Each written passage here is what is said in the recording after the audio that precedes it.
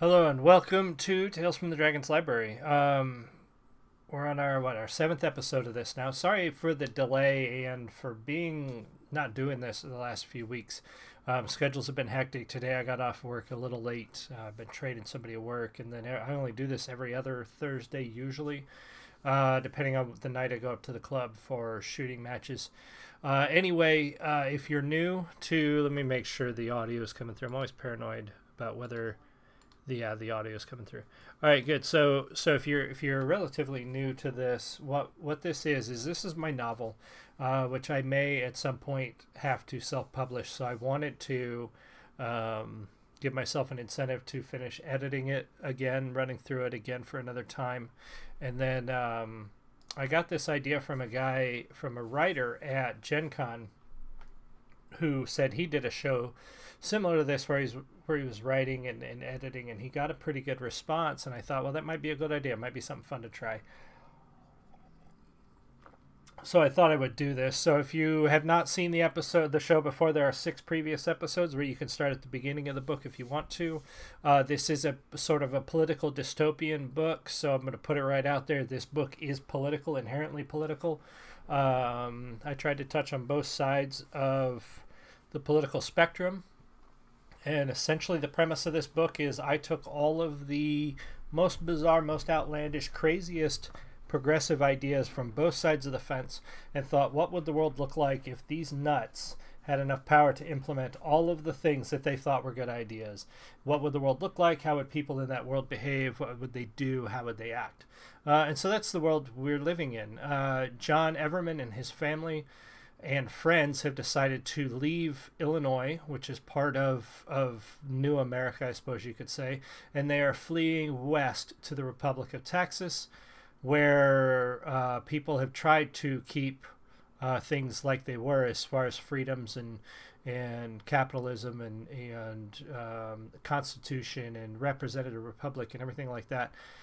So that's sort of where it is. We're in the middle of their journey west. Actually, we're getting close to the end of their journey west. We are on page 320 of 403. We are getting close to the end of this book.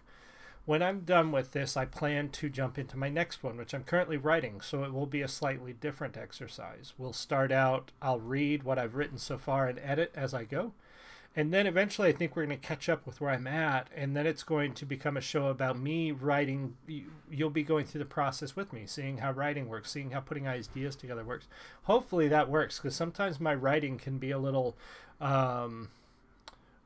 slow-paced, depending on where I'm at in a book or where I'm at in a story, how hard it is to get the characters' voices to come to me. So we'll see how that goes. I'm kind of trepidated or trepidatious, hesitant for that, but I'm also excited for it, so we'll see. Anyway, one last thing before we jump into the story. I want to say, you guys who are coming to that Stardock stream, if you come to this one or you watch this video later, you guys that have put that Stardock stream at 1130 views as of right now, we're probably going to hit 1200 by tomorrow morning.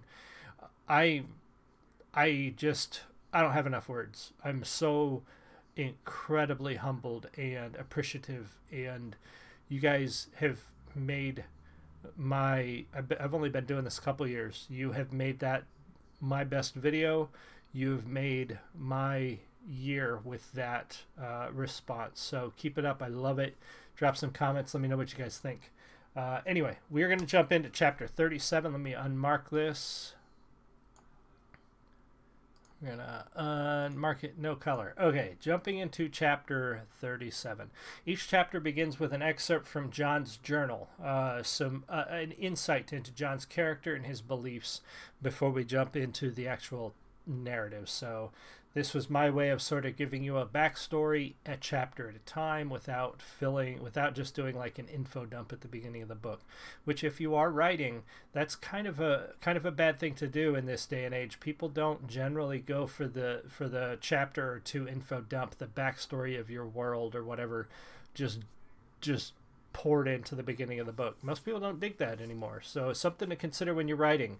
Space out your world building and your hey Gwen, welcome.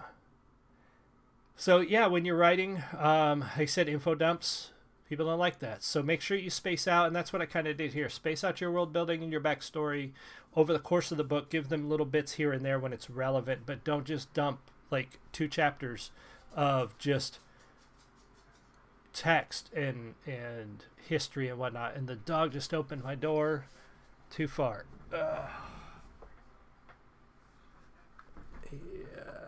Refresh that. Okay. Welcome, Gwen. Glad to see you. Anybody else who joins, glad to have you guys here. And we're going to jump into chapter 37. I've never understood why people don't see the game that was being played out, how they were used as pawns during the years leading up to the collapse. Some of it was subtle, easy to miss in all the noise, but when politicians pitted people against each other in the most obviously dishonest issues, it always amazed me how many played along. I need to cut that short. I have a habit of running sentences into long, comma-filled strings. Subtle, easy to miss the noise.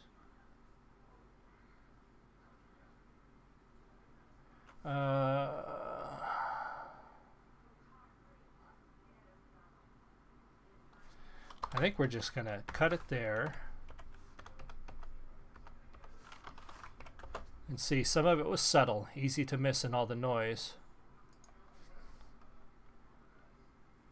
When the politicians pitted people against each other in the most obviously dishonest issues, it always amazed me how many played along. Why couldn't more people see through the lies in games? The bigger fight before the collapse was on abortion, with both sides pitted against each other, and politicians standing back and fueling the emotional fire. If you were pro-life, then you wanted to take rights away from women. But didn't that mean if you were pro-choice, you wanted to take rights away from infants? Pro-lifers wanted to see less killing of the unborn, but some would gladly see abortion doctors lose their lives. And a couple even made that reality. Now we need to cut that too.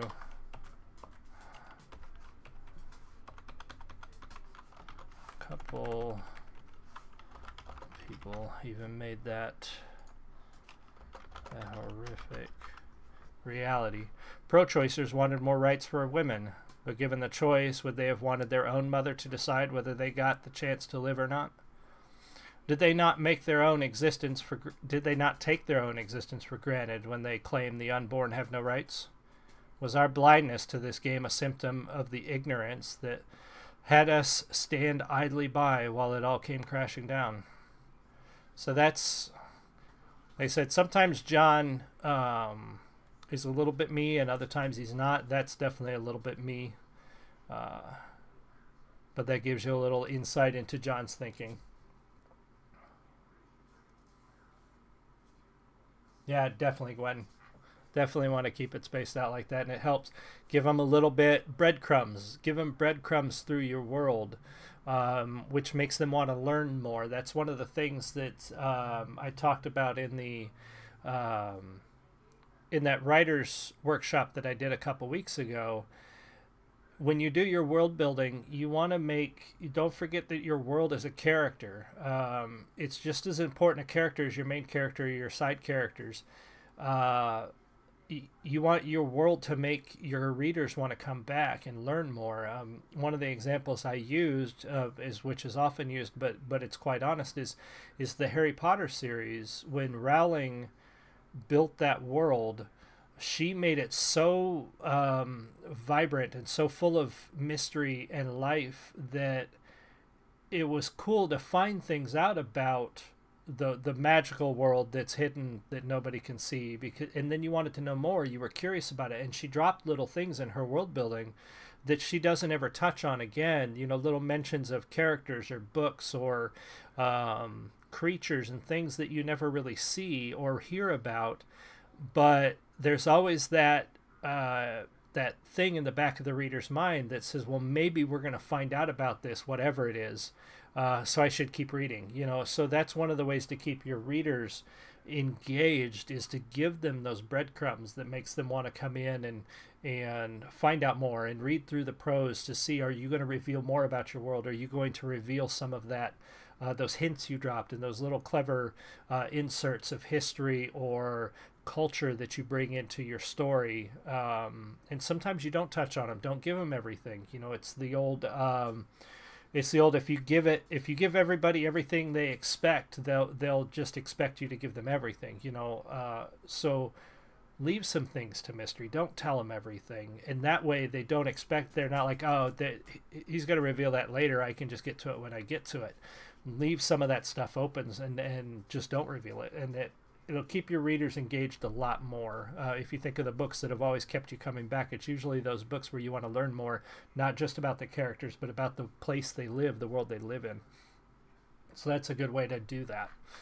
All right, so in this scene, we're with Lieutenant Casey. Lieutenant Casey drove directly to the scene of the fire in Columbia. So in a previous chapter, John and his family and friends were traveling south, and they came upon a house fire, and they helped out the family in the neighborhood where they were as they were traveling through. Now, Lieutenant Casey had seen a news report while he was at a diner that somebody matching John's description was reported in that town. So Casey is trying to stop them. Casey is trying to stop this group of people from leaving the United States. And so Casey is driving to Columbia where this fire was to see what happened. Fire crews were still cleaning up the mess, but there were no federal police on the scene when he pulled up. He stopped his SUV a few houses down and walked toward the burned-out hulk that had once been someone's home. He flashed his badge at the first firefighter to take notice of him. "Any idea what caused the fire?" Casey asked. "Not yet, sir," the firefighter said after looking at Casey's badge a moment. "The news reported that the occupant said someone helped her out of the house. Where would I find her?" Casey asked. "That's right, sir. Witnesses say a couple of strangers came out of nowhere and started helping. The strangers were gone before we pulled up. The citizen who lived here was taken to the hospital," the firefighter explained. "Has anyone seen the strangers since last night?" Casey asked, "or which way they went?" "No to both, sir," the other reported. "Witnesses say after they got the woman and her kids out, they just walked off that way." He pointed north between the houses on that side of the street. Casey looked where the firefighter pointed. Of course, in the dark, no one would have seen them after a few dozen feet. And at the edge of town, there weren't likely to be any other witnesses. John's group had probably been moving around to the western edge of the town, but Casey would have to guess whether they would keep going west or move south. He would need to check for prints, but first he needed to talk to the woman. A short drive to the hospital seemed to take forever. Casey hated every moment he spent in Columbia instead of on the road after John and the fugitives. He had to be sure, though. He was unwilling to take the word of a media report and a second or third-hand witness. I think third-hand should have to be hyphenated, but well, it's not telling me. I wonder if it's supposed to be. I think we'll leave it that way as it is. He was determined not to run off on any more wild goose chases after rumors or shadows. Casey easily found the woman and her children after talking to admitting. All three were being treated for minor injuries and smoke inhalation after their harrowing night. The hospital in Columbia was a stark contrast to the one Casey was used to seeing in Peoria. They didn't seem to have a problem with overcrowding, but like Peoria's, they were light on staff. They just had fewer patients to worry about in the smaller city. The woman and her children were in the same room, and she was sitting up, watching them sleep when Casey walked in. "Mrs. Simmons?" Casey tapped lightly on the doorframe. The woman looked up. Her eyes were tired from an obviously long night, but she smiled anyway. Something was strange about that. People rarely smiled when a uniformed federal officer came to visit. "I'm Nancy Simmons," she said. "Is your husband here?" he asked, looking around the room and seeing no one else. "He's on nights at the factory. He's sleeping over at his brother's so he can be back tonight," she said. "Of course," Casey said. He started to speak again, but closed his mouth when she continued. "No days off when it comes to civic duty." She said it seriously, but there was something in her tone that made Casey wonder. He decided to let it go. "The man that helped your family last night, can you describe him?" Casey asked. "Of course," Nancy said. She proceeded to describe the man that Casey knew as John Everman. "Did he say anything about where he was going or who he was with?" Casey asked. "No. He helped us out of the house, said his name was John, and left with a couple other men that were helping put water on the other houses." "What about the others?" Casey asked. "I didn't see them for more than a minute. 3 men that all looked like they hadn't washed up in a few days." "Thank you, Mrs. Simmons. If I need anything else, I'll be in touch," Casey said. "Is it true? Is John leading people to Texas?" Her question stopped him on his way to the door. It seemed, despite the officer's best efforts, hold on. It seemed, despite the best effort... Oh, I said that wrong. Okay, it seemed, despite the best efforts of the government media department, John's story was spreading. I wouldn't know anything about that, ma'am, he said without turning around. He never could master looking someone in the eye and lying to them. Of course not. There was that tone again, like she expected everything he was going to say and was just humoring him.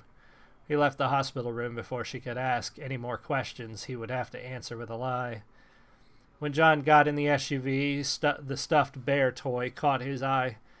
We could take that out. We know it's a toy. It's not a real bear. When John got in the SUV, the stuffed bear caught his eye. It had fallen on the floor and was sitting facing him. The glossy plastic eyes were staring at him. I don't like the way those two sentences go together. Hold on.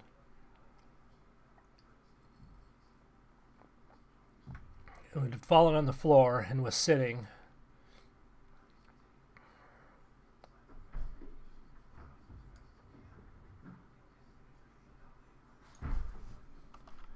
With its glossy plastic. Let me see how that looks. It had fallen on the floor and was sitting with its glossy plastic eyes staring at him. We need to fix that right there. The unblinking gaze seemed accusatory, as if the inanimate object was judging him in some way. He knew the thought was completely insane, but he couldn't shake it. He grabbed the bear and tossed it roughly into the back seat. So the bear, if you're new, the bear was found... So, let me start over. They captured a van. They were actually captured, and one of the drivers of the federal van that captured John and some of the others let them go and let them steal the van while they were fueling up. He was sympathetic to John's cause and let them steal the van. When John got back to the rest of their group, the 50 or so people and their kids, John got the idea to put all the kids in the van with a couple of the adults and drive them ahead to Texas so they wouldn't be in danger. This had happened right after, I believe that was right after John's best friend Steve was killed. And so he didn't want to put the kids in any more danger. And one of the little girls had a bear that she left in the van. And when they got to the border at Texas, she forgot it, left it in the van. The van was confiscated by the military, and Casey went down and inspected the van and was looking for clues and found the bear. That's where the bear comes from. So that's why he took it. It's his only clue, his only link to these people that he's trying to track down is this stuffed bear he found in that van. He turned back and looked at the part of the city he could see through the windshield from the parking lot of the hospital. Casey rarely looked at any of the cities and towns he passed through, always being so focused on the task at hand. The visit with Nancy Simmons had thrown his concentration off, and he was having trouble focusing. He knew he should be working on the next step, trying to reason out which way John went, and the best way to follow. I've got too many commas here again.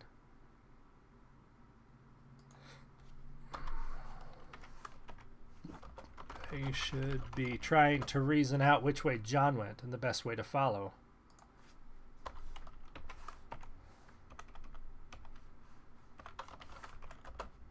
All he could do, though, was stare at the people in the town in front of him. He was parked so that he looked right up the main street with some federal businesses, but mostly abandoned ones on either side. The people that were out didn't walk so much as trudge, slowly making their way from one place to another. There was no purpose to their movement.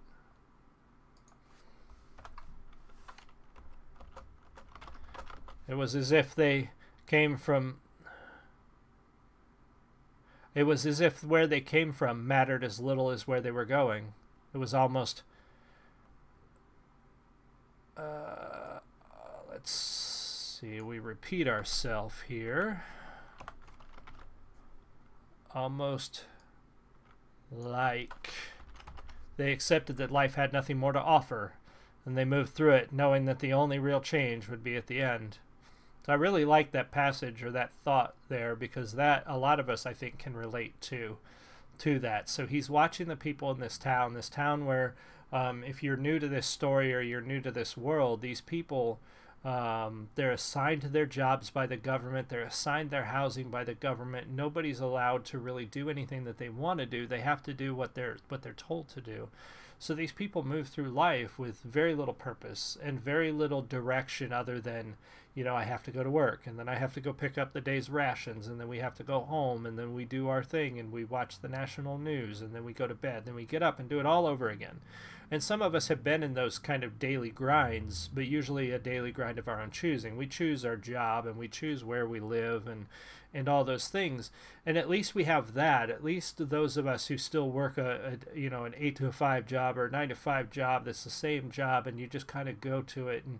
But you still have, you could do what you want when you get home. You can do what you want over the weekend. You have those choices. And you even have the choice to leave your job. These people don't have that choice. So their life is very much a moving from point A to point B. And like it says here, they know that the only real change that they're ever going to see is going to be at the end of it all. That's the only time their life will be any different than it is now. And that's kind of a depressing passage, but it's reality of what life would be like in a world like this. He caught himself wondering if John had been like that a year ago. If Casey sat watching a crowd of people in Stewart, would he have noticed? We make that a new sentence. Oh no, hold on. A year ago, if Casey sat watching a crowd of people in Stewart, would he have noticed John Everettman as someone with a purpose? Would he have been able to guess that what John and his fugitives were about to do? Casey finally pushed the thought away, forcing himself to turn his eyes to the dashboard, then the glove compartment. Opening the door to the compartment, he pulled out one of the maps inside. He opened the map in front of him, folding back the top half, and laid it against the steering wheel. I think we can do this. I have a real bad habit of doing this. He laid it again. Folding back the top half, he laid it against the steering wheel. He could only see 2 routes open to John and his group. At some point, they would have to cross the Missouri River. And there were only 2 places to do that without going days out of their way. The southern route would take them through Jefferson City, which would be extremely risky. He wouldn't put it past John to take that risk, but considering he was last seen on the north side of Columbia, it was more likely he would... hold on. He wouldn't put it past John to take that risk.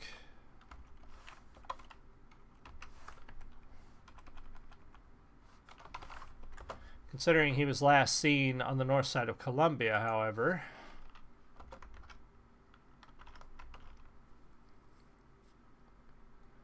I don't like the way this sentence. He was last seen on the north side of Columbia, however, west of the main highway. So it was more likely he went west. There was a bridge across the river a couple of miles west of the city. From there, the problem would be turning south. What did I do here? Add a comma. Oh, add a comma after that, yeah. From there, the problem would be turning south. Few of the old farm roads were still in use this close to the Texas border, and the further west they went, the worse the roads got. Most of those farm tracks weren't even on the map. But Casey knew few of the old farm roads were still in use this close to the Texas border. And the further west they went, the worse the roads got. Most of those farm tracks weren't even on the map. But Casey knew where he could find... not digging that either. Hold on, let me think about this real quick.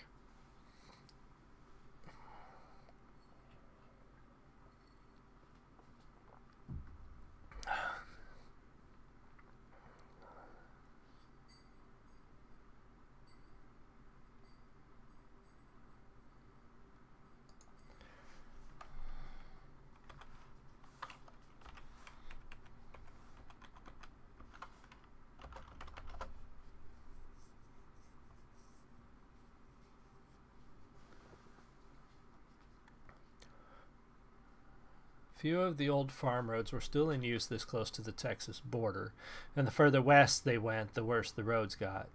Most of those farm tracks weren't even on the map, but Casey knew where knew there would be quite a few of them. Casey settled on crossing the closer bridge. He knew his challenge would be in guessing which road John would turn south on. Casey pulled out of the parking lot and made the short drive through town to the highway that ran west to the river. He was occasionally distracted by the people he saw and the new way they began to appear to him.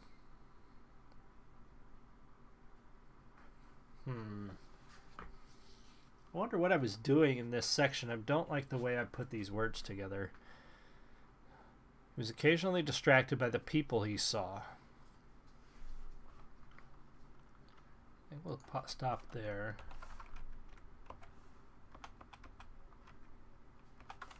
The new way they began to appear to him forced his mind.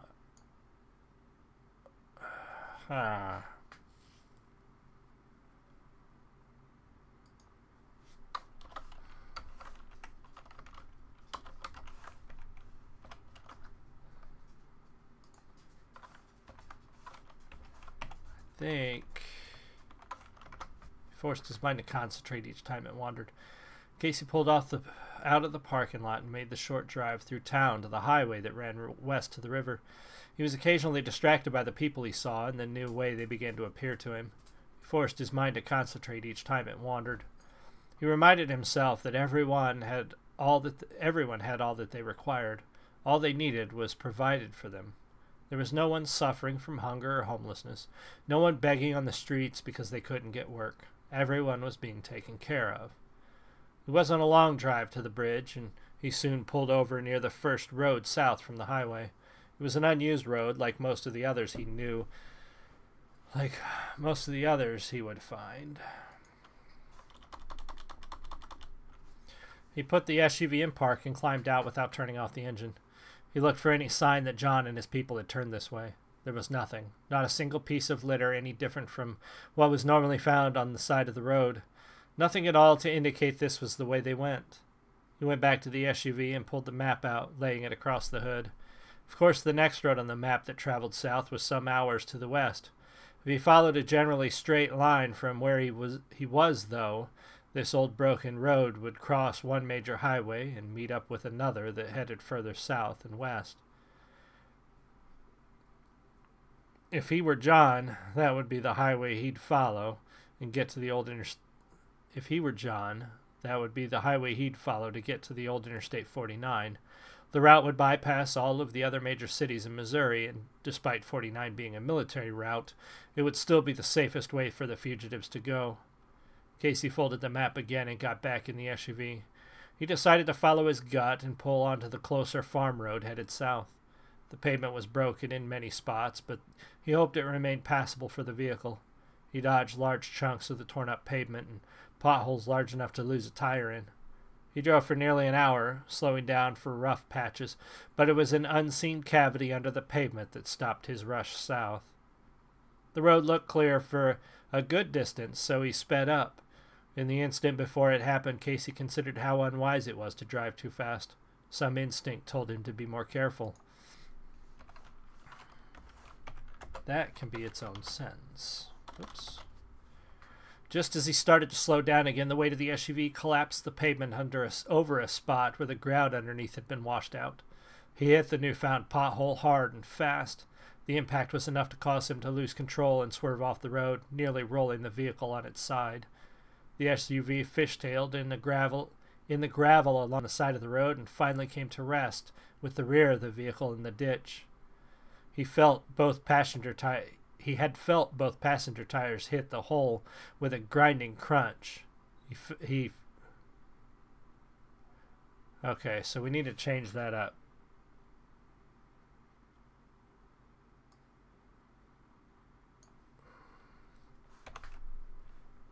I think that's good. He had felt both passenger side tires hit the hole with a grinding crunch and feared the worst when he climbed out of the SUV. He'd been right to worry. Both tires on the passenger side were shredded. The rubber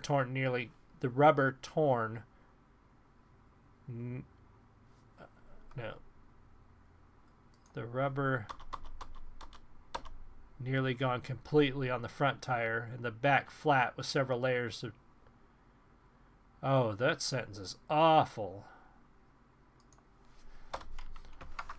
What am I doing here?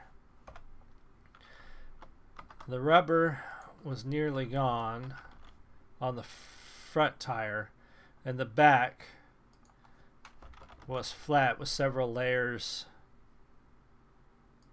of the tread pulled back to expose the layers beneath. He only had one spare, but even if he had two, he would have had no way to change them with the angle of the ground and how soft it was. His first instinct was to curse and complain about his poor luck, but he knew how futile that would be. How futile it would be. He wasn't much of a complainer anyway, but there was no one around to hear him shouting or to listen to him despair, and neither would get him closer to finding John. He called in the direction of the vehicle. He called in the direction. Oh, I need to fix that too.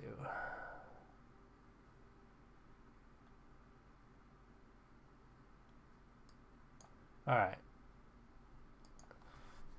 He got on the radio and called in the location of the vehicle so that it could be picked up.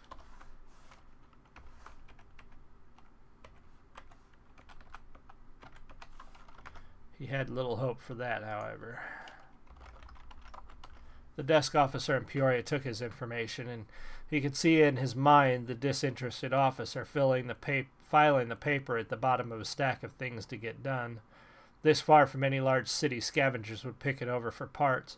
By the time someone was able to arrange a truck to come and get his SUV, it would be stripped bare of anything useful. Casey pulled open the back door and dragged his bag toward him. He stuffed the map of Missouri into a side pocket, and then he noticed the bear.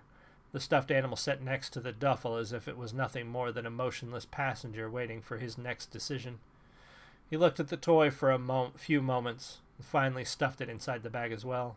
For some reason he couldn't fathom, it didn't seem right to leave it for the people that would surely strip the vehicle in the next couple of days. I'm going to change that. He didn't understand why he picked it up.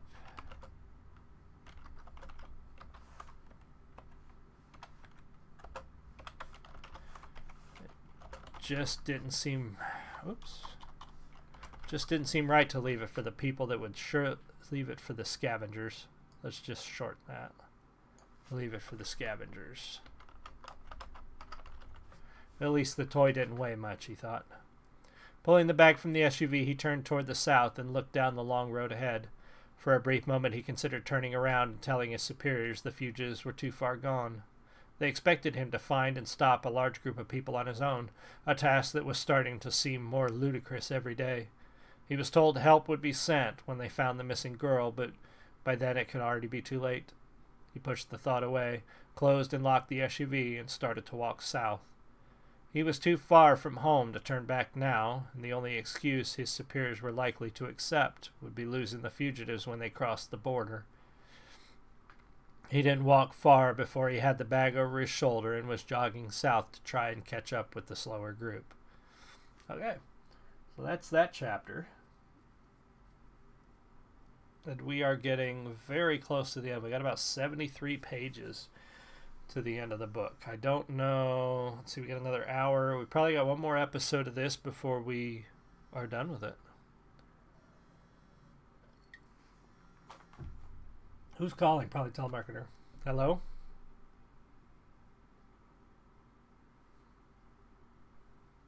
Hello? I can't record them.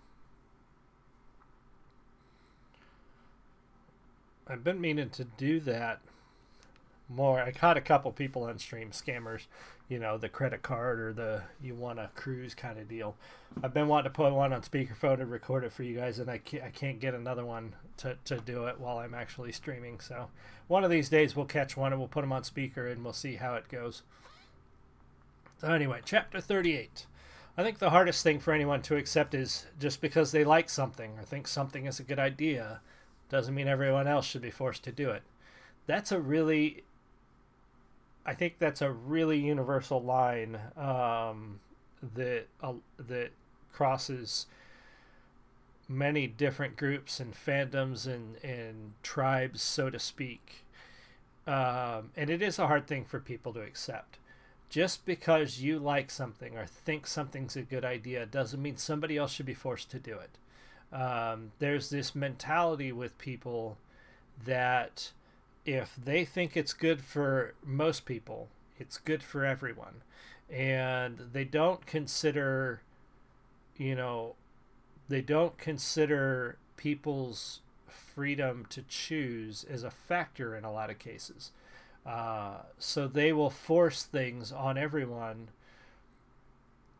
because they think it's the right thing to do without really thinking, should we make everybody do this? And in the reverse, just because you don't like something doesn't mean that it's okay to force other people to stop doing it.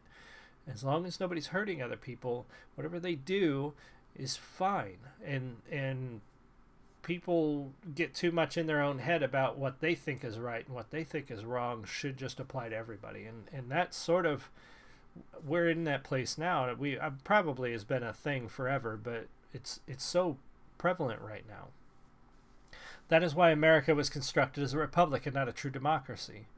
It's often people who have a hard time with the first idea that say our founding documents are too restrictive. This is the progressive premise. It's people who have a hard time with the first idea that say our founding documents are too restrictive, that our government is designed poorly. They're the same people that use phrases like for their own good or for the greater good. It's because they have an idea that they think is better than all the others, and they're determined to force it on everyone else, whether anyone else likes it or not. And that's very much, whenever I hear anybody say that the Constitution is a restrictive document or the government doesn't have enough power, those are the people to worry about. Those people right there, they're bad seeds. They're dishonest players in this game. And definitely got to watch, especially when they use these phrases for their own good or for the children. Two of the most dangerous phrases, I think, in politics, honestly. The refugees had passed through the abandoned town of California without incident. The silence was palpable as they walked through the corpse of the Midwestern town, looking at the empty houses and storefronts as they passed. The rest of the day's travel,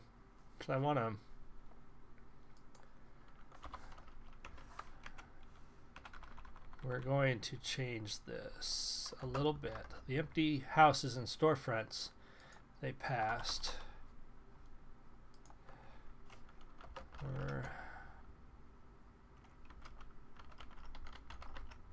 were oppressive. Hello.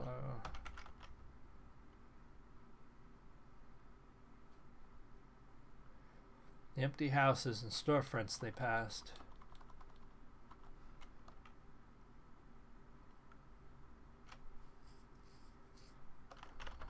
Depressing.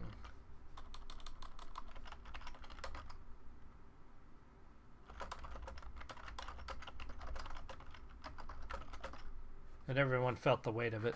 The rest of the day's travel had been uneventful, and they stopped for the night a couple hours north of a town marked on the map as Eldon. John figured their best route would take them around the east side of the lake of the Ozarks, then southwest toward Joplin. As best he could tell from the map, this would avoid any more river crossings or large towns. John took the last watch before morning and was listening to the sounds of insects and animals when he heard a sound that was out of place. He'd grown accustomed to the subtle music of nature, especially at night, and knew the difference between a person and an animal walking nearby. We're going to change that. Night. He knew the difference between a person and an animal walking around. Someone was walking through the dried leaves that littered the ground all around the wooded area the refugees were sleeping in. They were trying not to make much noise, taking slow steps with long pauses, and sometimes finding spots clear of fallen leaves.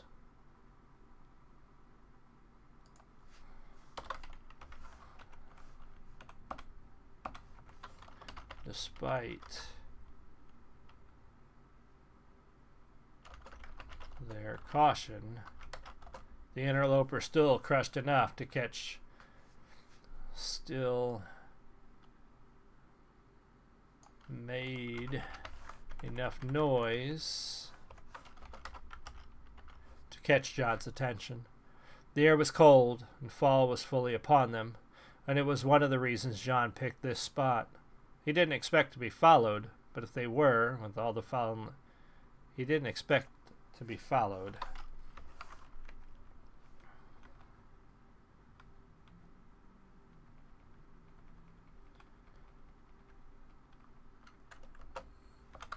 With all the fallen leaves on the ground, though, it would be impossible for anyone to sneak up on their camp. None of his people had left their blankets recently, so he knew a stranger was nearby. John moved close to Todd, who was sleeping a few feet away, and quietly woke him.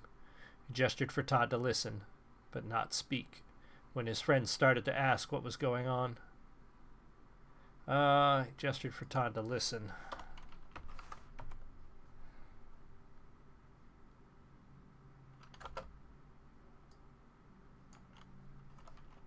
He started to ask what was going on, but John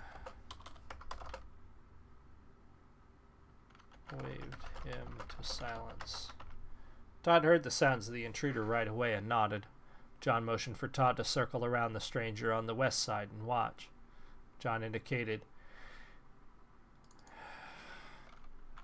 he would go directly toward the sound.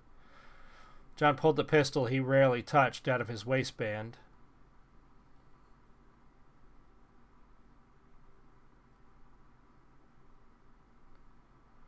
John drew the pistol he rarely touched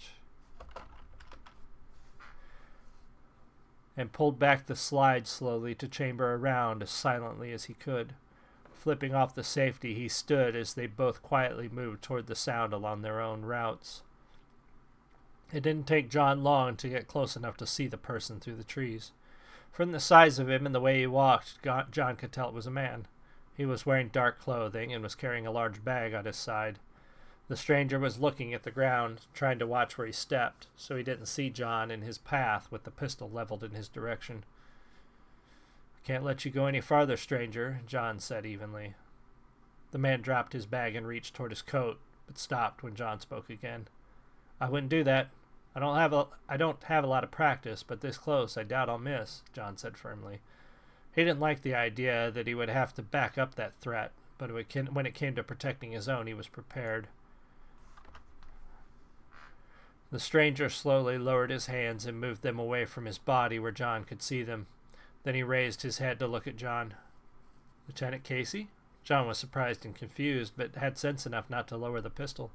He hoped never to see the federal agent again, and certainly didn't expect to see him walking on his own in the middle of nowhere.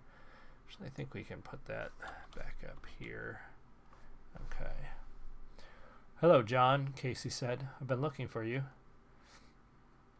Even facing down a gun, the federal officer was calm.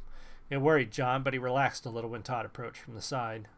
"He's alone," Todd assured his friend. John nodded in relief. "Toss your gun on the ground toward Todd, carefully," John ordered. Casey did so, slowly pulling the pistol from the holster under his jacket and tossing it on the ground at Todd's feet. Todd picked up the weapon and held it pointed at the ground. "What are you doing out here on your own?" John asked, hoping to get a sense of the other man and his intentions. "I came to take you in, John," Casey said. Oh, we spelled his name wrong. The confidence with which he said those words unnerved John. "I mean, where's your backup? Why are you on foot? By yourself?" John asked. They both knew John held the advantage, and he didn't see a point in arguing Casey's first statement. "I had to abandon my truck a few miles back. An accident took out both tires," Casey said. John wanted to turn Casey around and send him on his way, but the officer had followed them this far, alone and without his vehicle. There was no guarantee he wouldn't continue to follow them and find a way to cause...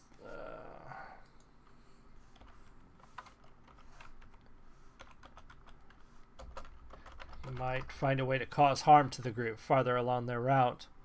He couldn't take the chance that Casey would get help and come after them, or simply follow them and try to hurt them a little at a time.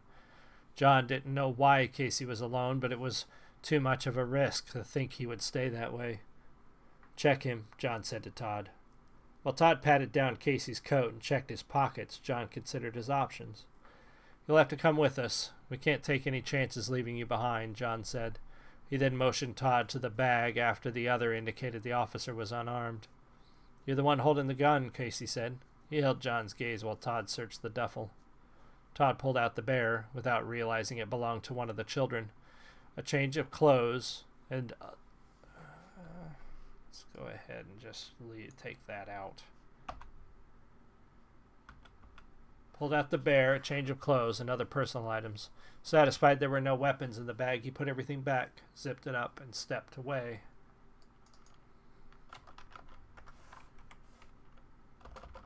He didn't even realize the bear belonged to one of the children of their group. "All right, let's go," John said, gesturing with the pistol for Casey to walk in front of him. Todd led the way, and the officer picked up his bag and followed. John went last, keeping his eyes on the officer's back. The encounter with Lieutenant Casey had taken long enough that the sun was beginning to lighten the horizon, and people were stirring when they got back to the camp. People watched in curious alarm as John marched the federal officer into their midst at gunpoint. For his part, Casey took in the scene as understanding slowly dawned on him. He saw only adults and older children, no toddlers or babies. The children that were with the group didn't match up with his memory of the case files. He couldn't remember all the faces, but the ones he could recall were not present. He confirmed everything he had suspected after finding the bear in the back of the van. "That was very clever, John, using Benny and your van and our van to get the kids out of the country," Casey said, stopping to turn back to John. "What do you know about that? Have you seen Benny?" John couldn't help his curiosity. He kept his distance, though, fearing Casey might be trying to get him to lower his guard. "He was caught at the border. I'm sure he was covering so that the others could get across," Casey said calmly. I spelled his name wrong again. "Did you send him to one of your camps?" John asked.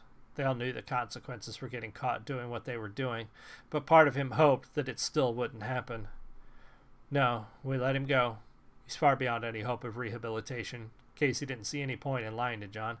Behind him, subdued but hopeful cheers rang out as people spread the news they overheard. "Why?" John asked. "Call it fiscal responsibility. He wasn't ever going to change, so the cost to try wasn't justified," Casey shrugged. Even though John's friend was saved a life sentence in a miserable camp, it was still chilling to hear Casey talk about him like he was no more than an entry in a ledger. It reminded John that to the people in charge, that's all they were. They were faceless, nameless numbers to be managed.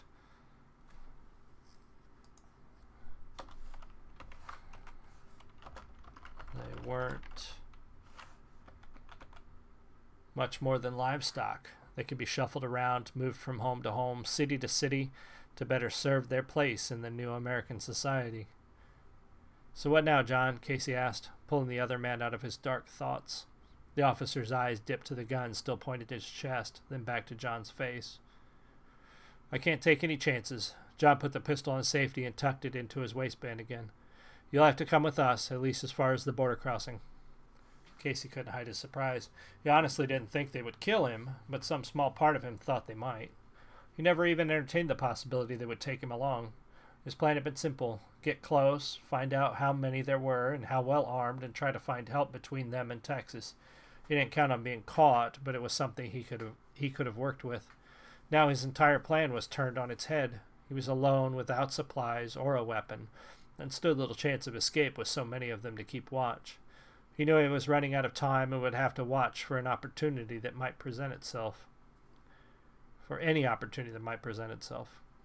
"Whatever you say, John, you're in charge," Casey said calmly. He knew that keeping himself calm, and especially the fugitives calm, would be key to turning things around. Right. How's everybody doing today? Give my voice a minute here.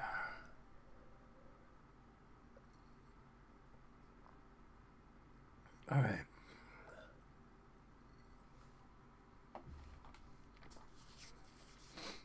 I'm just going to take a minute voice break. Check y'all's messages.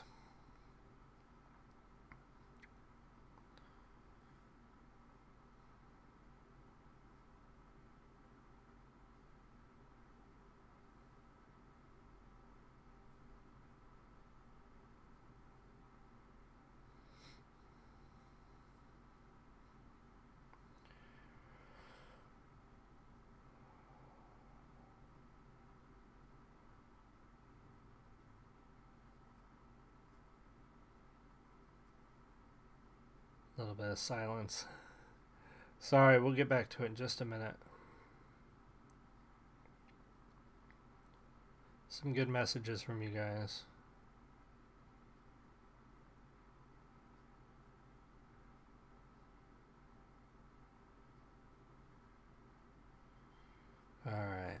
All right.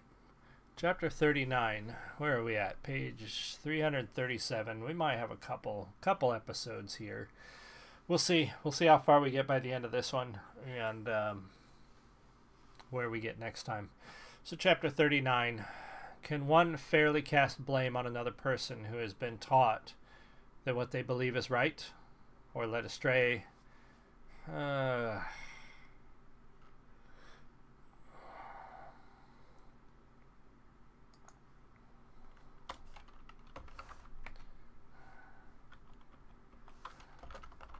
We blame them if they led astray by people they trust. All through history, there are examples of awful things done by people because someone they believed in told them it was right. Of course, it's easy to sit back and say they should have known better. We didn't live their lives, nor do we know why they put their faith in something we find wrong. That's why we're charged not to judge. The challenge is overcoming the hate or anger long enough to see that. Excerpt from the Journal of John Everman. So yeah, here he thinks... Here he's mainly thinking about those people who do have ideas that you don't agree with, or do go after... or do things that you don't necessarily like. Sometimes you have to think about where they got that from. It's really easy to be angry at somebody or hate somebody for what they believe, but how often do you sit down and think about why do they believe that? Where did they learn that from? Who taught them that? And should we really be so hard on some people who don't know any better, so to speak? Like, they were taught these things. They learned these things from somebody else. And sometimes we're so quick. We're like, oh, that person, I hate that person. That person's awful because of these things that they believe. And we don't, I guess, give them a minute to realize that they may believe those things for a very good reason, or they may believe those things because that's all they know. So it's just one of those things about just not judging people generally. You don't know what they've been through. You don't know what other people have been through in the struggle that they have. Everybody's fighting a battle that we don't know anything about, as that one quote goes. Everybody's fighting a battle you know nothing about. So keep that in mind sometimes when you're dealing with people. The refugees traveled south on their usual staggered groups. John kept Casey with his group so he could personally keep an eye on him. John also kept his weapon ready. The day was chilly, heralding the approach of winter. There had been frost on the ground that morning, which disappeared with the sun.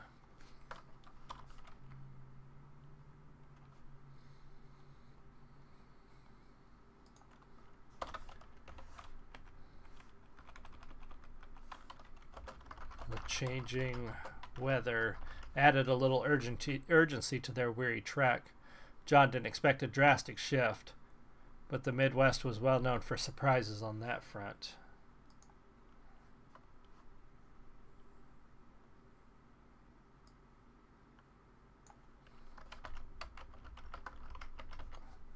Changing temperatures added a little urgency to their weary trek.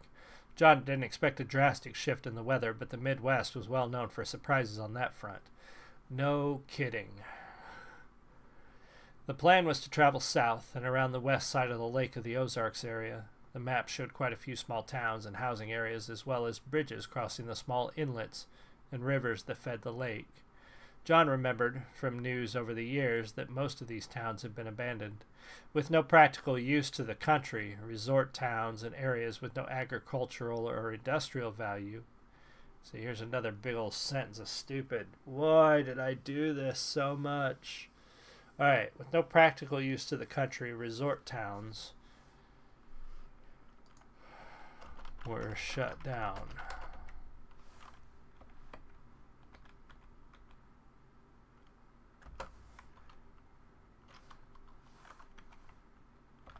Areas with no agricultural or industrial value were also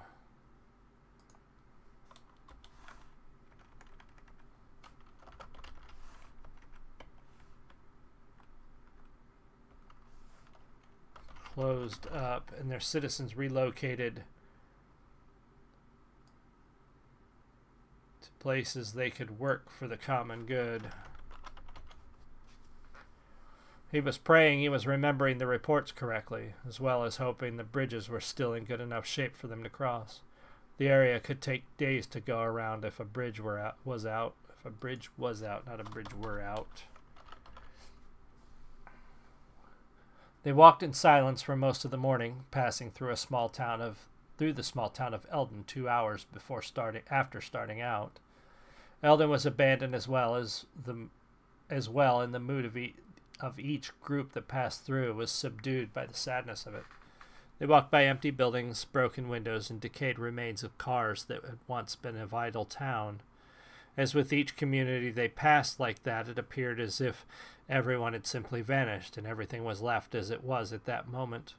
The refugees did take a little time to look for food, but none was found in the buildings along their route. None of them wanted to waste the time to spread out from the main road. Everything of use had been taken years before. As usual, John's group was the last through the town, and while the others made one more sweep for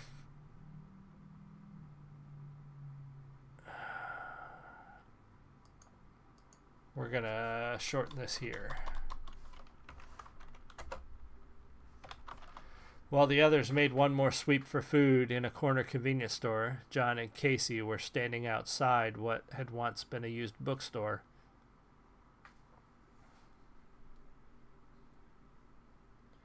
Such a waste, John said. I was thinking the same thing. Why would anyone have opened a store like this? Casey asked, misunderstanding John's meaning. John turned to him, anger and surprise showing clear in his face. What? Casey asked, genuinely oblivious to what could have raised the other's ire. Oh, no, that I spoke as John. So John turned to him, anger in his face. What? Casey asked, genuinely oblivious to what could have raised the other's ire. This was someone's dream, Casey, their life, and they were forced to abandon it.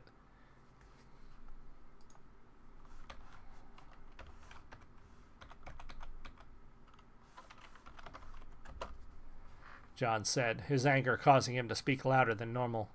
To sell old books and profit from his neighbors, Casey asked. He asked skeptically. Sounds like a selfish dream to me. People used to like to buy books to read, to collect them or pass them on, John said. He wasn't surprised by Casey's comment. It was a common mindset, but it still frustrated him to hear it face to face. I remember too, John, but that's what libraries are for. No one needs to own books or half the other garbage people used to buy, Casey answered expectantly. Right, so because some faceless politician in Washington decided that we need... gotta reword this whole sentence, doesn't work. So because some faceless politician in Washington decided what we need and don't need, we lost the right to choose. John's voice rose, echoing down the empty streets of Eldon. Amanda stepped out of the convenience store across the street to see what was wrong. What right do you have? John continued. What right does anyone have to say what I need or don't need? Steps have to be taken to maintain the welfare of the whole, John, Casey said calmly, again sounding like a government pamphlet. Don't you once want to do something for the welfare of yourself? Haven't you ever wanted to go somewhere just to see it, or choose a different path just to experience it? John asked, desperate to see something in Casey other than a parrot of government propaganda. Casey, hands in his pockets, just looked at John for a few moments. The passion in John's words was unmistakable, and Casey couldn't deny how alluring such freedom sounded. It was clear that John believed with every fiber of his being that what he said was concrete truth to him. Casey realized the car was in his hand. Its smooth, cold metal sliding against his skin sparked memories of childhood dreams of racing cars. He jerked his hand from his pocket. Freedom without consideration for others is irresponsible, Casey recited. My freedom does consider everyone, Casey, John said. Your liberty is as sacred to me as mine is. But, Casey stopped him with a hand up, it doesn't benefit me or anyone else. If your liberty isn't properly directed, it's just you doing whatever you want. For John, in those moments, the irony of it all was almost laughable. In fact, he would have laughed if he hadn't been so upset. America had long ago given up almost every vestige of religion, with most people publicly claiming atheism or agnosticism. Believers had been forced to keep their religion to themselves, but right here before him was a shining example of the new religion that had filled the void. He wasn't surprised that Casey was so dedicated to his cause, repeating the words almost like a pledge, or a recitation, or I think we're going to say repeating his words almost like a recitation of scripture. He was, however, disappointed. He'd hoped in someone so dedicated to his job and so logical. Oh, this is a shitty sentence. He had hoped. What am I trying to say here? He had hoped in someone so dedicated to his job and so logical in his pursuit of it that he might also find someone.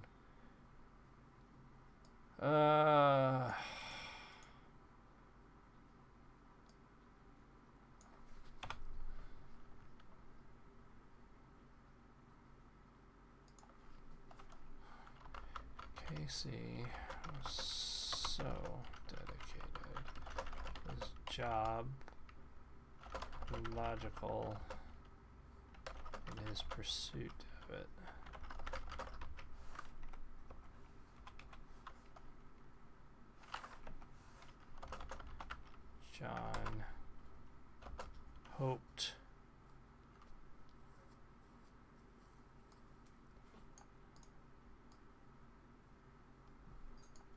John hoped that in Casey he might also find someone with a mind open enough to accept something other than the status quo. John just shook his head in speechless defeat and turned to continue down the street as the others exited the store. He knew Casey would follow, so he didn't bother to wait. Casey looked again at the storefront, with its broken windows, faded sign, and shelves of books that had been exposed to the weather. Further to the back, he could see books on shelves that had been protected from the wind, rain, and sun. They were lined up in order, most likely organized so that shoppers could easily find what they needed. Despite the order to it, there was also a maze-like layout to the shelves, almost begging anyone who entered to wander rather than be able to walk a straight line to a desired section. Casey could imagine walking through the store, discovering more for the effort. I don't like that. With the effort of just meandering through the rows of shelves that he would have... yeah, that's a bad sentence too. I know what I'm trying to say here, so...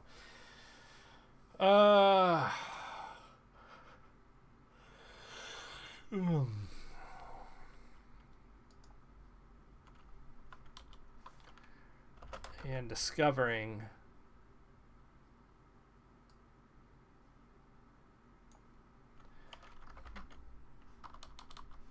new things, just meandering through the rows of shelves.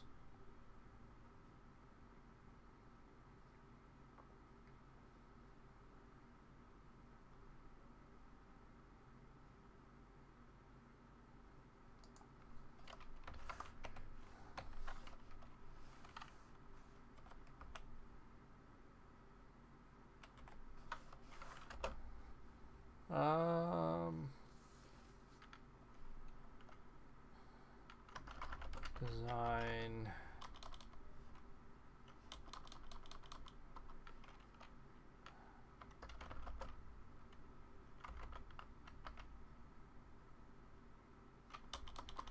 How should I word this? So what he's trying to say is that he can imagine if he were walking through the store the way it's laid out. And this, anybody who's been to an old used bookstore, especially some that are built in old buildings, knows what this is. You walk in and everything's laid out kind of haphazardly, and there's some order to the shelves, but in a lot of cases things are oddly laid out, and you wind up, especially the old ones, you wind up walking through a maze essentially, and you find little corners and these little nooks of places.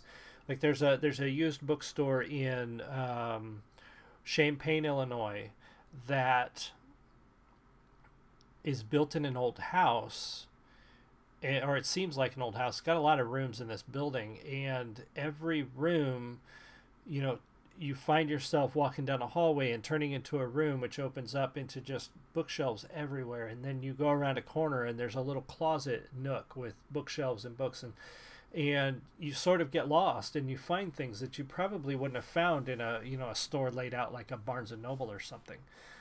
So that's what that's what I'm trying to describe here, and I'm having a hard time. So imagine walking through the store. The act of navigating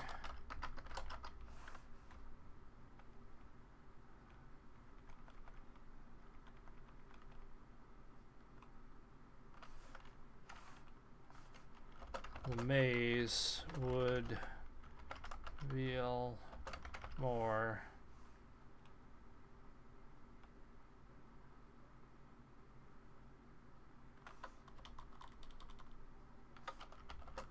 discoveries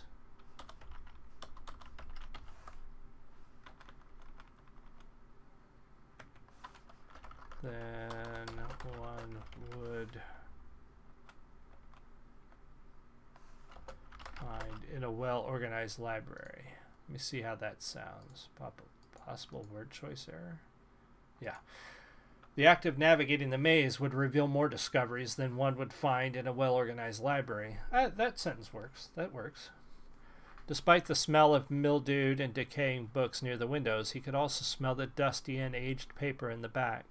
It was a smell he'd noticed in the rarely visited sections of the library in Peoria, where the older books were kept. It was something he always remembered, and it brought to mind wandering the stacks of the library when he was younger.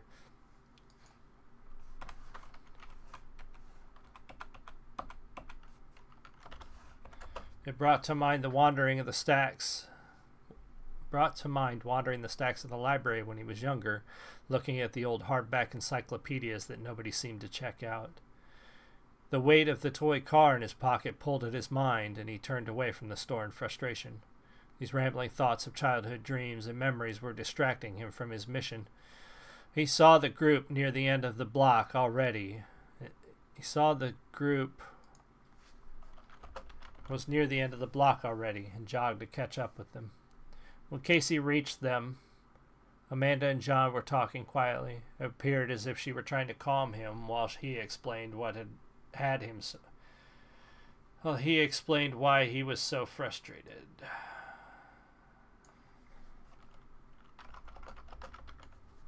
To Casey, the scene was just another thing he didn't understand about people.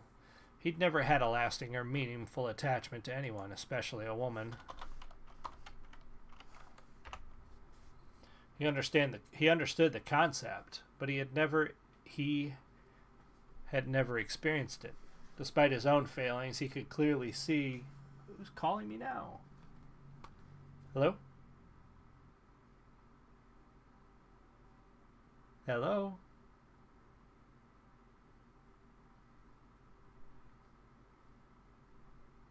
Call ended. What the heck? If they'd answer, I'd put him on speaker, and then we'd mess with him.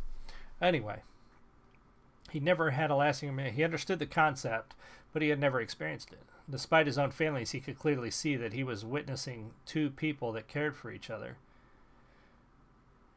and understood each other enough to lean on one another in times of stress. The strength of that sort of relationship was undeniable. Even without having experienced it himself, he was starting to understand how strong the bond was among the fugitives and why they had eluded him for so long.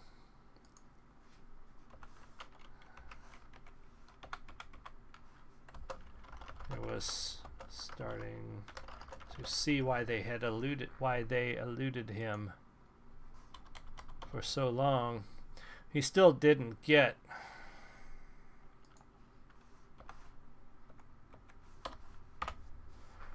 that it was their devotion to individualism that drove them to care for each other so strongly. To him, it was just another example of the entire group's need for each to put the welfare of the whole above the individual. To him, it was just another example of the entire group's need for each of them to put the welfare of the whole above the individual. While the ends are the same, the means were vastly different. John seemed to calm down after speaking to Amanda for a few minutes, and the group continued on in silence. John avoided talking to Casey, which was fine with the lieutenant. It gave him an opportunity to study the people he had been trailing for days. He was impressed with how quickly the group of civilians had adopted sensible tactics about moving through open country. Separating into smaller groups, noise discipline, and using hand signals were things he expected from a military unit or law enforcement. None of the files he had on the fugitives indicated that kind of experience in their past. He hadn't been able to get a complete file on the recluse, Bernard, and suspected the bearded man might have been the source of the knowledge. Casey saw more evidence of why the fugitives had been difficult to pin down when they stopped to eat. There had been a predetermined time for the first group to find a place to stop where they could sit in relative concealment. They didn't talk much, keeping their voices low when they did. No group waited for any other. They sat down together, ate, picked up any trash, and left. This kept the whole moving and the whole group moving and maintained their intervals on the trip. The officer was again impressed by their efficiency. If one group did talk to another, it was to share food or news. In all, the experience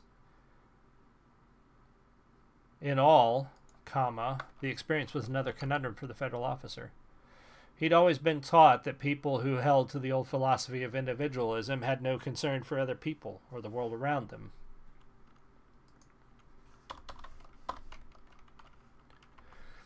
In spite of that, these people were showing great care for each other, even outside family units.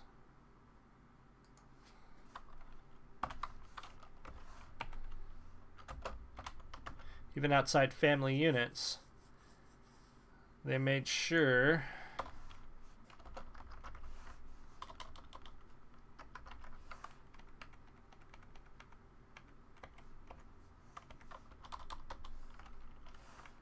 everyone was well and had food and water. They also showed concern for the environment by packing up their trash. Casey knew the motivation for that was to make it difficult to track them, but they could have accomplished that by burying the garbage. He was finding John's people were very different from what he had been taught to expect. What he was taught to expect.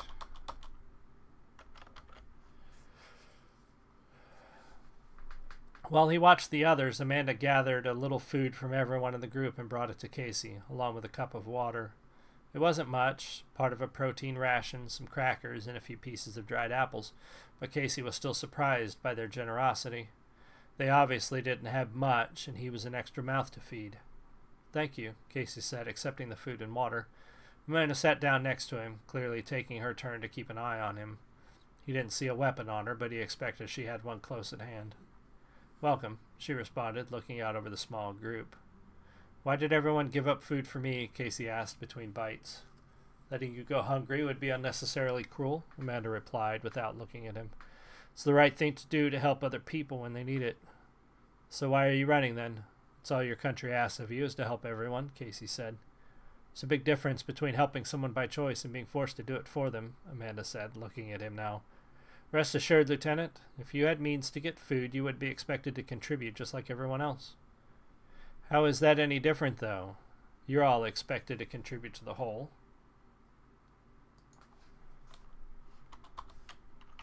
"For the welfare of everyone," Casey smiled, thinking he had found a weakness in their ideology. "Choice," she said simply. "They all choose to be here, choose to do this, and can leave whenever they want. Your way supports those who can't help themselves, but also those who won't. Your way makes everyone a slave to his neighbor.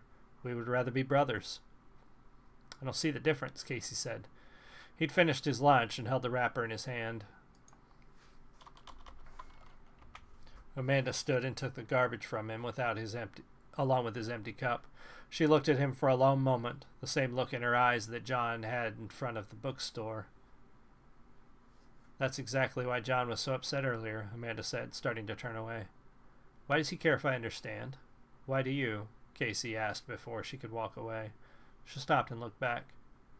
We believe everyone has the right to choose, even you. She left him with a lot to think about, but still, few answers that made sense to him. His views were all he had ever known. His parents and teachers had believed it all as strongly as he did, and it had become an ingrained part of him. Everything that John's people believed and did went against what he had always known to be true. Whether he understood it or not, he could not ignore the fact. He couldn't ignore the fact that the fugitives believed it so strongly that they would throw away their lives in America and try to get to Texas. To him, that made them dangerous. All right. On to chapter 40 and 50 pages away from the end. So I think we're going to finish chapter 40, which should put us close to our time for tonight. And then one more episode, we will finish this book. Maybe give some discussion. Maybe we can do a Q&A at the end if you guys want, or you can drop some comments with questions. And then from there, we're going to jump into my new book that I'm working on, and that one's going to be an interesting little twist on how I'm doing this. Like, this is reading a book that I finished and we're just editing. The next one, I'm still working on it. So we're going to start where I've already written, and we're going to do some editing and updating and make sure all that sounds good. And then eventually we're going to catch up to me, to where I'm writing. And then we're going to write while I do this, or at least work on some of the writing. So you'll get to see both sides of the process with the next book. I don't even have a title for it yet. So we'll see where we go from there after we do this, but we probably have one more episode of this to go. So let's jump into chapter 40 here. When Texas broke away from the rest of the country, there was a catastrophic change in America's military. Not since this part's interesting because this has been a discussion before, especially with recent elections, is what would the military do if it were ordered to combat American citizens. That was one of when I came up with this whole idea, this story concept in this world, I had to think about that. What would the military do? Because obviously, if there was a secession, the military would be ordered to step in. But there's a huge difference between the Civil War and how America was during the Civil War and how it is now. Back then, people were very devoted to their states. Virginians were Virginians, and Texans were Texans, and Illinoisans were Illinoisans. Now everybody's Americans, and very few people feel that sort of devotion, and I mean, they feel more devotion to their sports team than they do to their state. So it's very different when a military would be ordered. When the Virginia military was ordered to fight for in the Civil War, they were the Virginian military, and they were fighting against another state's citizens. Now it would be the the U.S. military, ordered to fight against other Americans, and that would be different. I don't think it would go down the same way that people think it would. So there was in this world, there was a catastrophic change.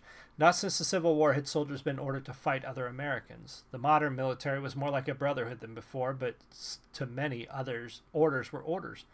Even so, military personnel in Texas and other seceding states felt obligated to friends and family on one side of the border or the other. There was also the matter of personal political views and in how each soldier viewed their oath. Everyone in the military, before the removal of the founding documents, had taken an oath to defend the Constitution and country from all enemies, foreign and domestic. For quite a few, the removal of the Constitution was a domestic threat, but so shocking and unexpected that no one knew how to react. When they were ordered to turn their weapons on other Americans or American soil, it was the final straw. Mass defections, insubordination, and outright mutiny followed. When the dust settled, the military was so depleted it was nearly powerless. And to me, I think that's what would happen. If our military today were told to fight American citizens, I'm gonna have some candy corn. I don't think it would be I don't think it would go that well. I think you would have people You would have people abandoning their duty and their post, and you would have people turning on their commanders, and you would have people outright disappearing. I don't think the American military would turn on American citizens quite as easily as some people think they would. After John's group finished eating, they took one last look around the area to make sure they hadn't left anything behind. Satisfied the area was clear, John led them south after the other groups. The day was still clear and bright, with the slightest hint of the coming winter and the chill breeze blowing across the lake to the west. They would spend a good portion of the afternoon walking around the eastern side of the lake. There were several bridges crossing inlets and waterways along the highway they followed, and to John's relief, the first one was intact. It was safe enough to cross. He had prayed they wouldn't come to a bridge. That's a bad sentence there.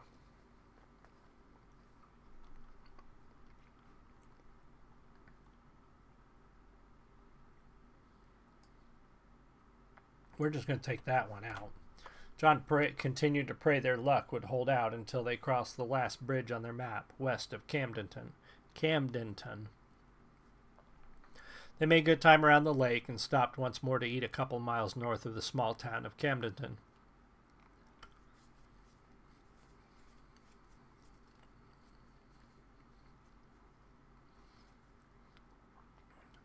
I don't know if that sounds weird or not, having it so close.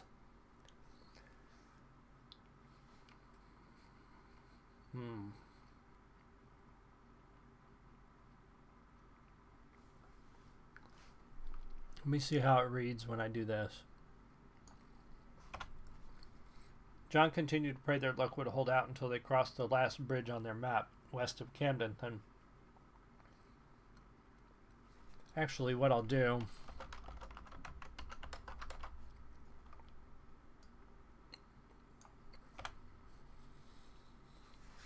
John expected it to be abandoned like the others, but he didn't want to take the chance. The bridge was close enough to the town that anyone living there might see them if they crossed during the day. He sent Todd ahead to stop the first group early so they could plan out the nighttime crossing of the bridge. Casey noted that the evening meal was more of a familial gathering than lunch had been. People talked a little more freely and didn't eat as fast. They still kept diligent watch. That's not a good word for watch. Vigilant. Watch. Spoke in low voices and minded their garbage, but they permitted themselves to relax just a little and give...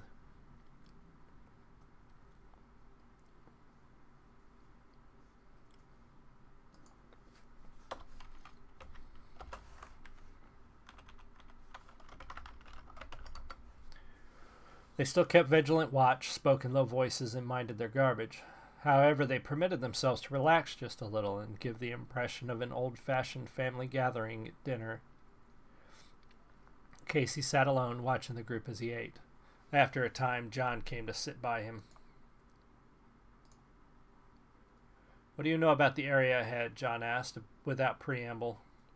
"This isn't my district, John. All I know is what I saw on the drive to the border," Casey said, not looking at the man beside him.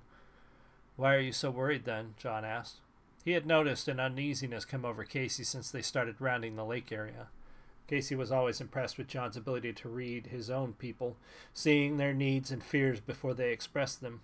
The lieutenant didn't expect John to be able to read him so well. Casey was worried about being near the lake. He hoped he was hiding his concern, but apparently not well enough. "There are reports that this is where some of the extreme militants and military traitors came to hide out during the war," Casey answered, seeing no point in lying to the other. "Traitors?" John couldn't keep the sarcasm from his voice. "You mean the men and women that wouldn't shoot at their neighbors?" "Yes, John. The soldiers that refused to follow orders and ran away from their duty." John just shook his head. It was always a wonder to him that two people could look upon the same event and see it from such polar opposition. "You think the rumors are true?" John asked. Casey shrugged and finished the last of his food. "If they are, it could be dangerous for all of us." Lots of people bouncing online today. My Steam groups. Seeing all them popping up down there.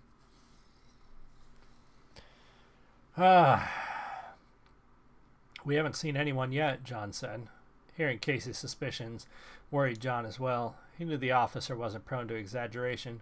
Lieutenant Casey was a man of facts and rules, and if he gave enough credit to these rumors to mention them, then there was likely some truth to it.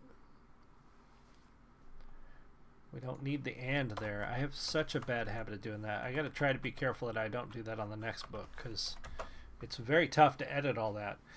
If he gave enough credit to these rumors to mention them, then there was likely some truth to it. I think we want a comma there, though. Maybe there's nothing to the rumors, Casey shrugged, seeming to dismiss it. Or they could have been following us to see how many we are and what we're doing here, John said. Either of those could be true, but John wasn't willing to take the chance and bank on the rumors being just that. Casey nodded as if confirming John's thoughts. Not a chance I'd be willing to take, Casey said firmly. John sat in silence for a time, looking out over the group. They had one last bridge to cross, and if there was someone in the dark with dark intentions following...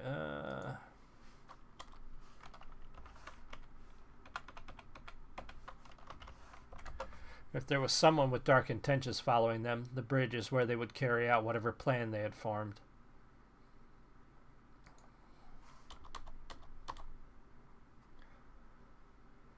He knew about the militias and deserters that hid out in the remote parts of the country, some with ideas of taking back America, and others just wanting to be left alone. They might have left the refugees alone if it weren't for the federal officers' presence. That simple detail would cast a large shadow of doubt over the refugees' intentions in the area.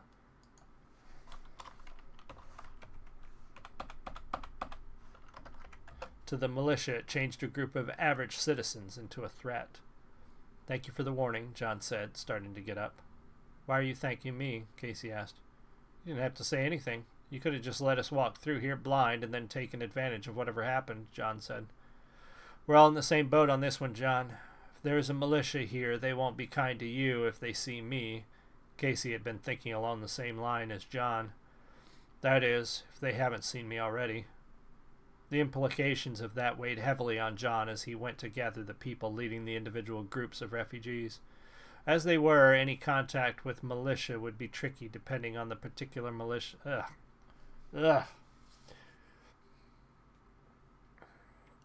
He went to gather the people leading the individual groups of refugees. As they were...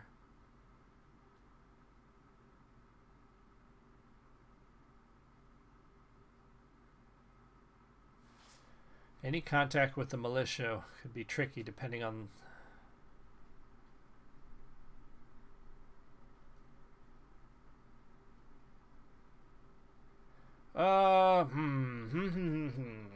You gotta rewrite that one too, because it doesn't make sense.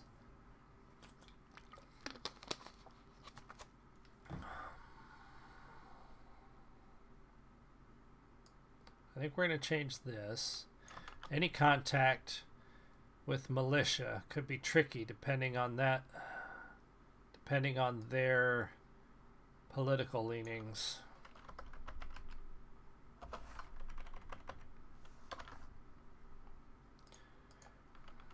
And past. If they were just deserters, they would most likely have ignored the refugees or asked for food or supplies. If they were independents looking to continue the war, they could see anyone else as a threat. With Casey and their group, the refugees would surely be seen as cooperating with the feds and possibly trying to find and report on those same militias.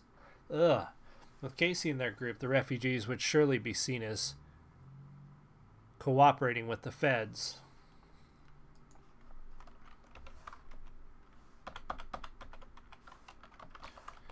Possibly spies trying to find and report on those same militias. John briefly considered having the officer change out of his uniform, but every instinct told him it was too late. John gathered the men and women that led each group in their formation and took them a few yards away from the rest. Everyone found a place to sit, making a circle so that everyone could see each other. So they could see each other. John gave them all time to settle in before he started. You probably already know we stopped early so that we can cross the next bridge tonight, John started, including everyone by looking at them in turn. It's too close to Camden to go around, and people could still be living there, he continued. All of those around the circle nodded in understanding. They were all used to the need for caution and adapting their routine on the fly.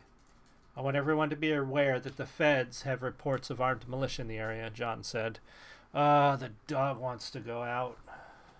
Let me let him out, and then we'll come back and finish this chapter up.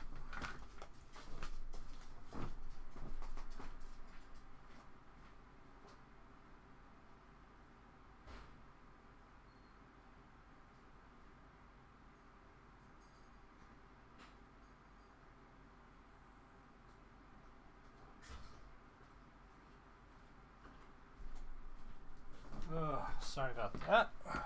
Okay. The reaction was instantaneous as people looked at each other in alarm. A murmur of concerned comments and questions began to build among the group, but John raised his hand to forestall them. We haven't seen anyone yet, so I don't want any of you to panic. I just want everyone to prepare for the possibility of running into hostile strangers, John said. Everyone sat as calmly as they could in light of that information and listened as John continued. Stay together in your groups and stay calm. Everyone is looking to you for stability and guidance, John said. He gave them time to absorb that before continuing.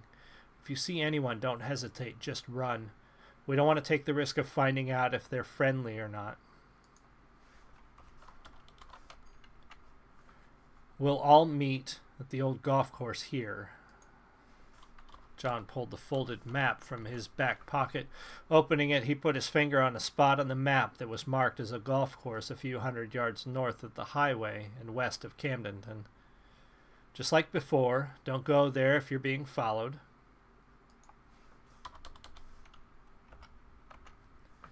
We'll stay the night there and leave in the morning. If you get lost or don't make it in time, you know the route. He looked at each in turn, and they all nodded their understanding. Do you expect that federal officer to make trouble or draw attention to us? Calvin Jacobs asked. The large, dark-skinned leader of the first group had a deep voice that reminded John of the radio announcers they would hear over the federal broadcast. No, he'd be worse off than we would if the militia caught him, John said. Besides, he's the one that warned me about them. Why is he even here, John? Kathy Smith asked. She was a younger woman in charge of one of the middle groups. If we let him leave, he could come back with help. We have to keep an eye on him until we're close enough to Texas, and it won't matter. Until we're close enough to Texas that it won't matter, John said. Is that the only reason? Calvin asked. John had known Calvin for years, and he had never met a more intuitive person. No, John said. Everyone deserves a choice, Calvin. Maybe the lieutenant will see the wrong in all of this. None of them looked convinced, but they understood. Calvin nodded as if confirming what he already knew. He was first to stand. I think we all know what to do then, Calvin's voice boomed. The rest stood and started to return to their groups. Calvin stopped near John and put a large hand on the other's shoulder. You know it's slim hope that man will change, Calvin said.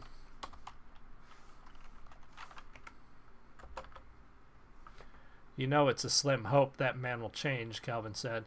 It wasn't a question so much as confirmation of what they both knew. I know, but even a slim chance is worth it, John said. Calvin smiled and cuffed John's shoulder firmly. They parted without another word, heading back to the others. The refugees waited until the sun was about an hour from the horizon before starting out again. They remained in their individual groups and intervals, and it would be well past dark before the last group entered Camdenton. Their planned route would take them around the south edge of the town to avoid the concentration of buildings that were likely to have people living in them. John's group brought up the rear of their formation. The outskirts of the town were made up of houses spaced far apart and set along curved dirt roads. They passed a couple of schools on the south end of town, their large windows broken out and yards overgrown. There were bleachers and playground equipment. basketball courts with cracked asphalt, and even a football field that nature was taking back with a passion, only recognizable.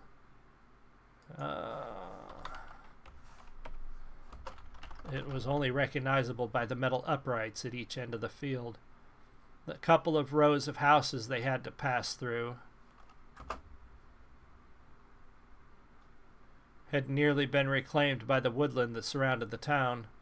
The roads and homes had originally been built close to the forest, and without anyone to keep nature at bay, the trees, vines, and brush had spread right up to and even through the homes. It was as if the forest and buildings were becoming one entity, forming a new and almost alien landscape. As they walked through, John realized that this town would be the perfect place to hide a large group of people. If his group had wanted to remain in America, this would be the place to stay. They had the lake to fish from and plenty of woods to hunt in. The trees provided shelter and camouflage from the air. As long as people stayed away from the highway through town, no one would suspect people were hiding nearby. The thought had him on edge the entire time. He felt the reassuring weight of the pistol in his waistband and the cold metal pressing against the small of his back. He never liked violence, but the idea that he had the means to defend himself and his people made him feel a little better. A loud crack echoed through the wood to the group's right. John knew it was close and the stick small, but it sounded as sudden and sharp as a gunshot. Everyone hesitated for just a moment before John's urgent whisper. "Go!" The word was like a starter's pistol. The group sprang away like startled deer. A real gunshot rang out in the trees behind them, and John heard the hiss and snap as a round passed him and struck a nearby tree. "Spread out!" John shouted, no longer worried about being quiet. His group scattered into the trees, but still making their way toward the bridge. John kept close to Casey as the two lost sight of everyone else. John ducked around a tree, but was unable to avoid the low branch on the other side. Another shot rang out as the limb made contact with his face, and he went down. After a brief moment, John thought he had been shot, till his mind caught back up with reality and he remembered the tree limb. Pain lanced through his head and neck, but he tried to ignore it and scrambled to his feet. "On your feet, John," Casey said as he took hold of the straps of John's pack and pulled him to his feet. And pulled him up. We're going to do that. Pulled him up. John held on to Casey's shoulders a moment as the pain subsided to a dull throb. Blood was running freely from his nose, and he could feel a stinging split on his lip. "You need to move, John. Are you ready?" Casey looked into John's eyes to make sure the other was coherent. John nodded and winced as the pain shifted. They both started to run again, spurred on by the sounds of someone running through the dry leaves behind them. They heard a shout ahead to their right, followed by a gunshot, but there was no sound of a bullet passing close. John was sure now that there were others after them, and they were shooting at the fleeing members of his group. He prayed as he ran, hoping no one was shot. John's previously injured ankle and throbbing head were slowing him down, and both men knew their pursuer was going to catch up. Catch up soon. "You keep going. I'll take care of the guy behind us," Casey said. He looked at John and waited as if looking for permission. John looked over, his doubt about letting Casey out of his sight clear on his face. "Don't worry, John. I won't be asking them for help. I want to cross that bridge and away from here as much as you do," Casey said, and veered off to the right. "Don't kill him," John shouted. We're going to do that. Shouted. No. John said, hoping it was loud enough for only Casey to hear. Casey gave no indication that he heard John as he disappeared into the trees. I'm going to go check on the dog real quick. Give me just a minute. We're pushing past 6 because I'd want to finish the chapter for you.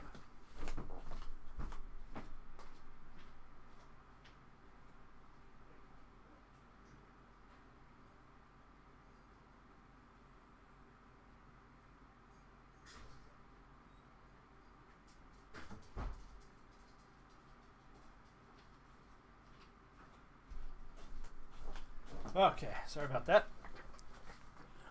John ran as fast as his pain-racked body would carry him. He heard another shout ahead, followed by the sound of a large branch breaking and another gunshot. Soon after, he heard the sounds of a scuffle behind him in the trees. John didn't slow down or turn around to look, but he found himself hoping that Casey would be all right. He didn't want anyone to get hurt. He didn't want anyone getting hurt, But the stranger was just that, a faceless stranger in the dark, and Casey was someone he had come to know.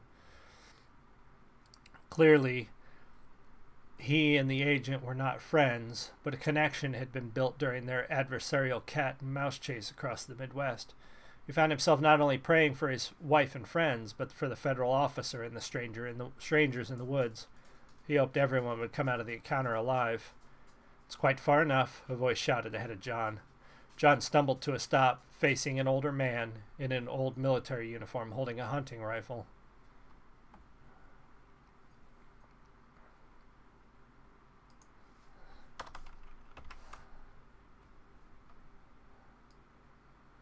I'm going to change that sentence right there.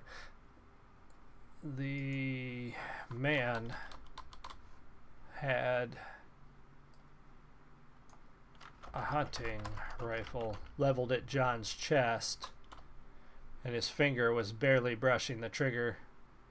"We don't want any trouble. We just want to get across the bridge and out of your area," John said, raising his hands to the side and breathing heavily. "We saw that Fed with you. You helping them?"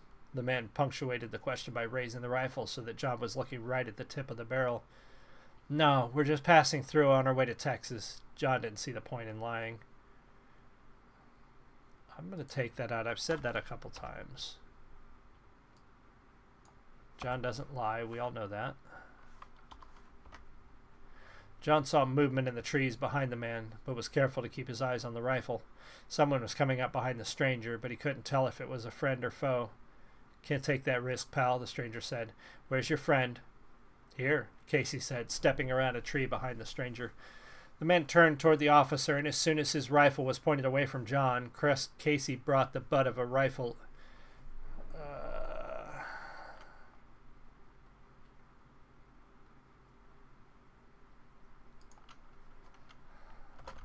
John saw it.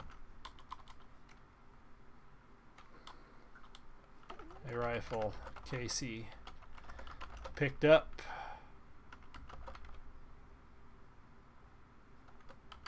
from one of the others.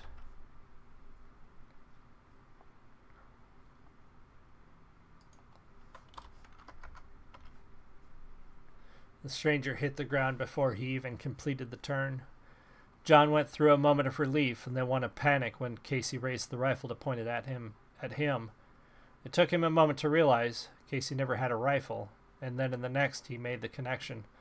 The officer must have taken the weapon from one that had been behind them.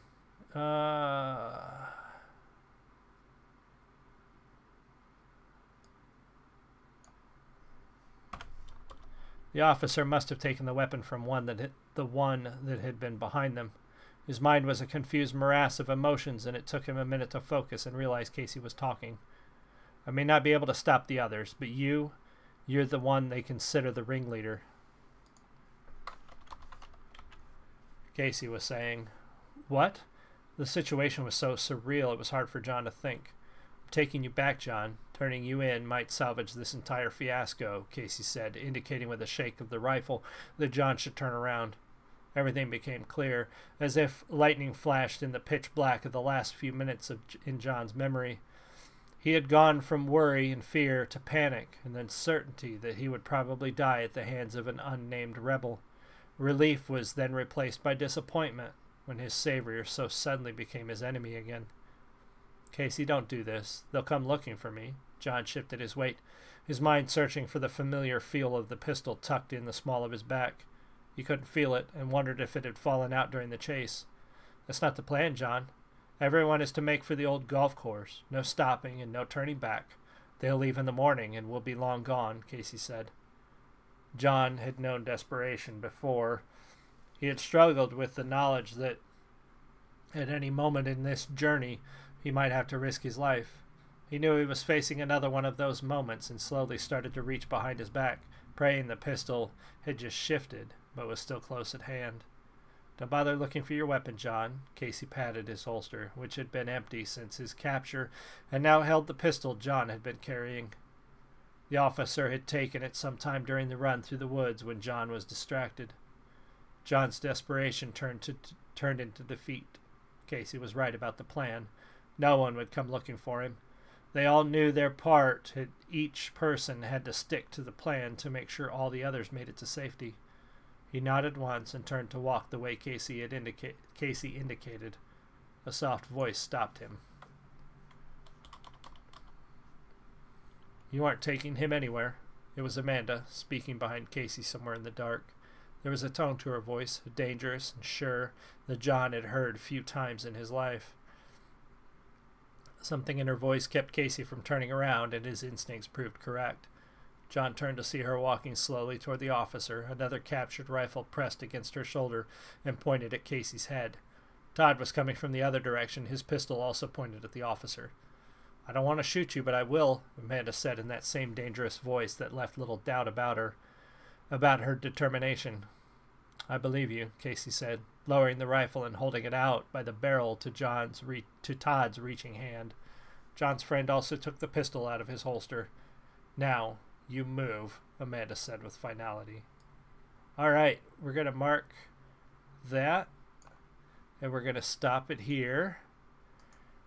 So thank you guys so much for joining me. Gwen, thank you for joining the live stream and chatting with me for just a minute. Everybody else, if you're watching this recording, do be sure to like, comment, subscribe, share it out there. It's the only way us small streamers get seen. We're going to do this again probably in 2 weeks on Thursday evening. And depending on how far we get, we might actually finish this book in our next episode. Also, be sure to check out our other streams and our other stuff on the channel, Frags and Beard Network. You can find it on YouTube. You can find my contact information there in the video description. Saturday randomness. I haven't quite decided what we're going to do this Saturday. Might be Escape from Tarkov or Crossout or Rainbow Six Siege. I haven't played that in a little while. It really depends on how I feel come Saturday morning. But next Saturday will be after the release of the next Guild Wars 2 Living Stories, so we'll be playing that next Saturday. Should be back on schedule for Monday Night Classics as well. We played Baldur's Gate this past week, and we'll see where I am with that Baylor. I don't know if I'm going to be able to beat it. We may have to pick up a new game for Monday Night Classics. We shall see how far I get this weekend. I'm going to try to get past that part. Anyway, thank you so much for joining me. Check out the Star Control stream that's now at like 1,140 views. You guys are freaking amazing. I love you all. You guys have a great rest of your day and enjoy the end of the week, and I will see you Saturday morning. Thank you so much. Much love.